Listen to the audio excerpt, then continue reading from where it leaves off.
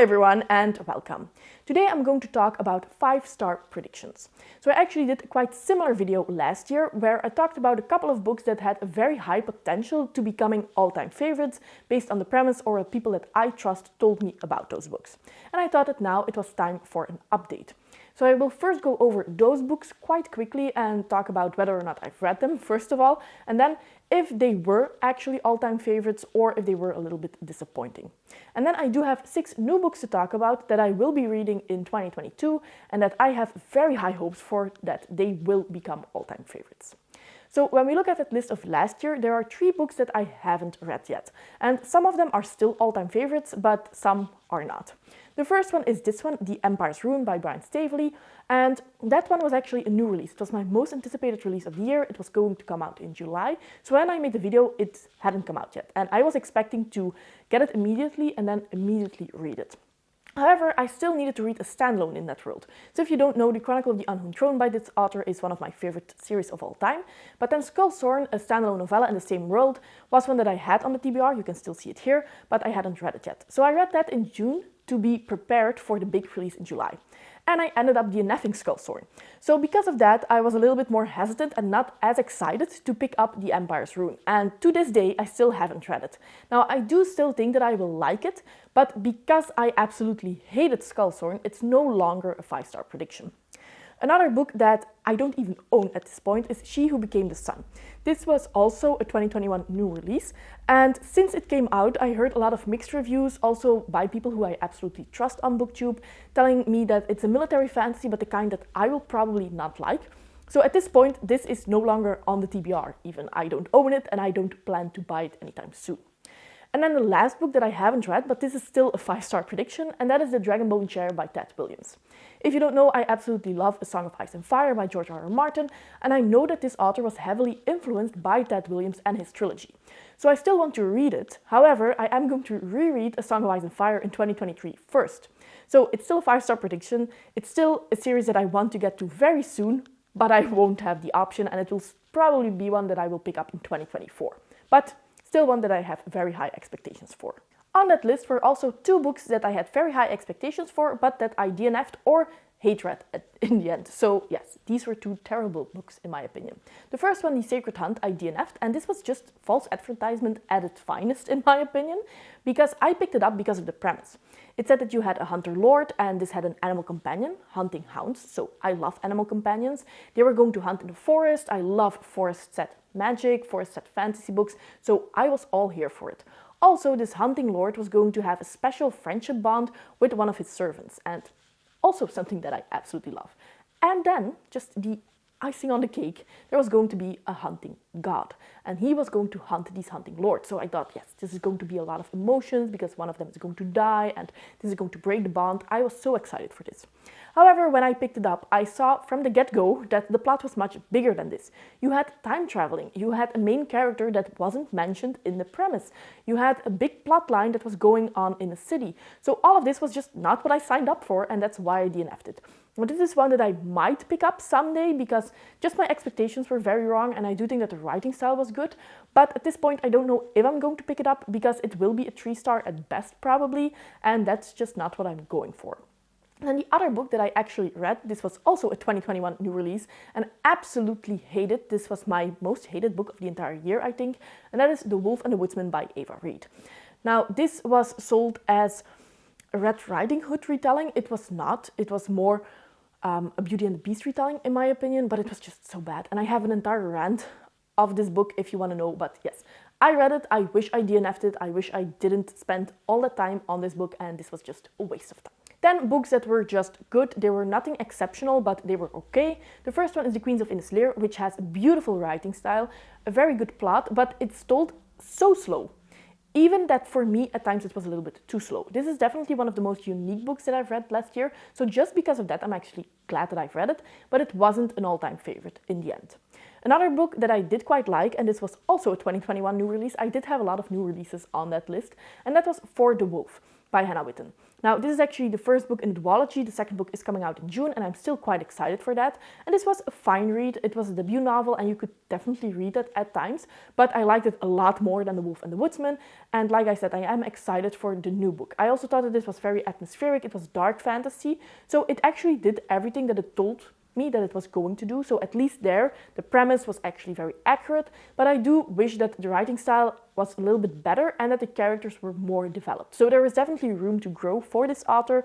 Not an all-time favorite, but still glad that I picked it up. And then I did have 3 books that I actually enjoyed. Now, the first one almost felt like cheating, putting it on the list, because that was Fool's Errand by Robin Hobb. So this is the first book in the Tawny Man trilogy. Now, at that point, I had already read 6 books in the realm of the Elderlings, and I loved all of them. So of course, I was going to love the 7th book as well. So yeah, no surprises there. Then another book that I absolutely adored was The Dark Mirror by Juliette Merlier. Now, Juliette Merlier is also one of my favorite authors. This was the start of a new series by her that, in the end, I loved the entire series. So again, not really a surprise, but at least a more fair choice than The Tawny Man.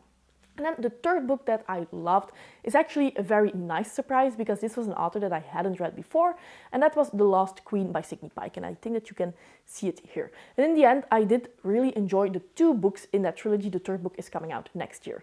This is historical fantasy. You have some influence of the Picts. This is actually set in medieval England. You have the historical figure on whom Merlin is based upon in this story, and I just really enjoyed that book. This is very reminiscent of Juliette Merlier, so this is probably why I enjoyed it that much. So in the end, I didn't really do that good last year. Only 3 books were actually 5 stars. Everything else was ranging from good to absolutely terrible to I DNF'd it. So yeah, hopefully I am doing better this year. However, this year I did give myself a little bit more of a challenge, because all 6 of these authors I haven't read of before. So I tried to not go for the Robin Hobb. Yes, of course I'm going to love Robin Hobb. I tried to not put Juliette Merlier on the list, or a sequel to a series that I already know that I love. So all of these are, yeah, they are a little bit of a risk, I suppose, but I do think that I will love them, and I will be reading them in 2022. And the first one is one that I'm extremely excited for, and that is Summers at Castle Auburn by Sharon.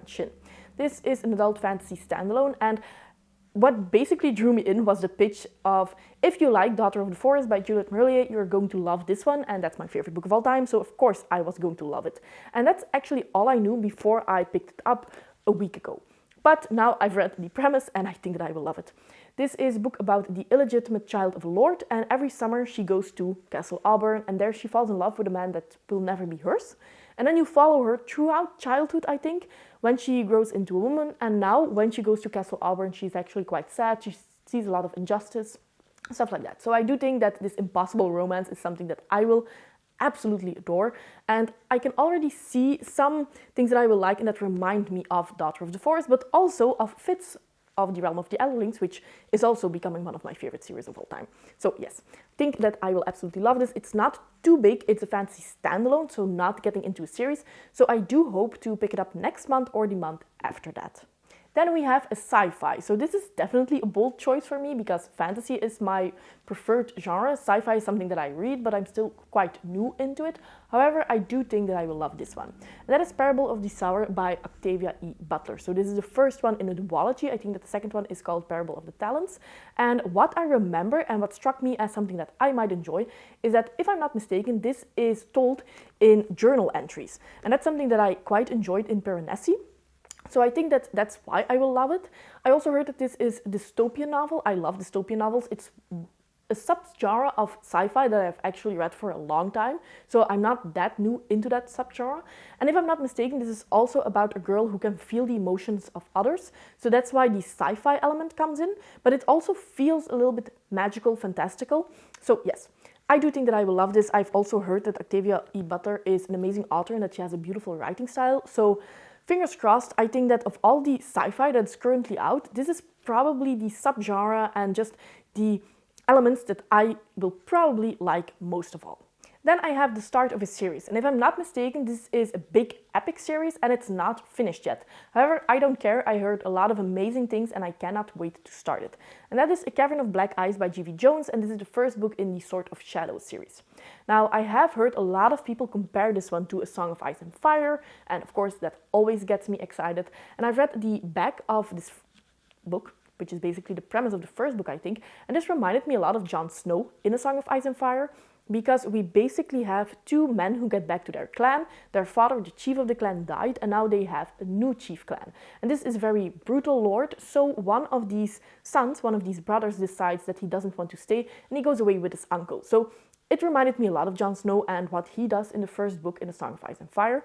I also really like the setting here because it feels a lot colder and a lot more distant and white, maybe a little bit like the North behind the wall in A Song of Ice and Fire than what we typically see in fantasy. So I'm quite excited to pick this up. I think that this is probably one of my biggest guesses, because if this is too traditional and we actually have a blurb by Robert Jordan here, the author of Wheel of Time, which I DNF'd, then yes, this might end up being a DNF as well.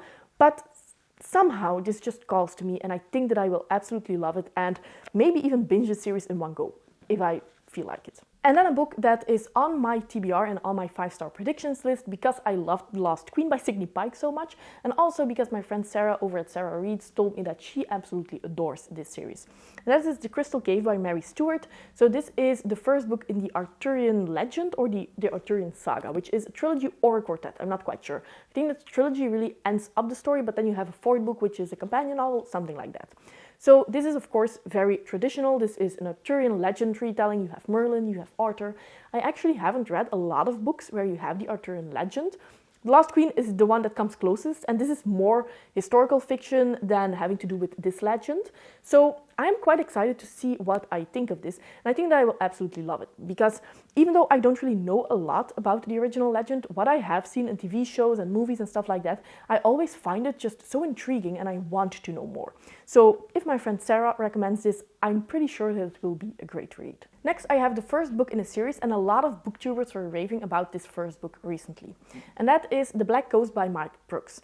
Now, I think that this one came out last year or the year before, and that its sequel is already out, and that the third book is coming out this year. So I definitely want to make work of this first book and then hopefully continue with the entire trilogy this year. Now, from what I've heard is that in this book you have different cultures, and that these are portrayed excellently, and that there's a lot of detail about these cultures, which is something that I absolutely love. In my fantasy books, I'm always looking for great world building. Now, this series is also called the God King Chronicles. You know that I love gods in my fantasy books. I love it when you have big emphasis on religion. So all of this sounds interesting. Now, I've also heard that one of these cultures are raiders, so they are very Viking-like, and that's also something that I love. So a lot of different elements that I think, if this is executed well, will be a 5-star. And then the last one is one that I'm not quite sure if it's fantasy or historical fiction, but I think historical fiction because this one came out last year and I hadn't heard anything about it. And I think if it was a fantasy, I would have known. And that is Cunning Women by Elizabeth Lee. Now, first of all, beautiful cover. But this book takes place in the 17th century in Lancashire, and we are following a group of outcasts who live at the edge of the village because the villagers think that they are possessed by the devil. They carry the mark of the devil. And we follow one of these 16-year-old girls who is in love with a boy of the village, but of course this is an impossible love. And then these witch trials start, or at least become more severe. And I think that we are following her story. I think that this will be pretty emotional. I do hope that this ends okay, because otherwise I will be heartbroken. But what drew me in is, of course, the basic premise, which sounds like something that I will love. But some reviews on Goodreads say that this book is too slow. Now, I usually love slow books, and I think that this most of the time means that it's very character-driven, which is something that I absolutely adore. So I have very high hopes for this book. And if it's historical fiction, this is actually a genre that I want to read more. And I never get to it because I'm reading too much fantasy. So if this does turn out to be historical fiction, I will be pleasantly surprised as well. So these are all my 6 5-star predictions by authors that I have never read before, that I hope to get to this year, and I have very high hopes for. I hope that this turns out to be true and that I don't get disappointed. Please let me know what your 5-star predictions are. Do you have a book that you are dying to read and you just know that you're going to love it? Let me know in the comments down below. As always, I hope that you enjoyed the video, and see you next time. Bye!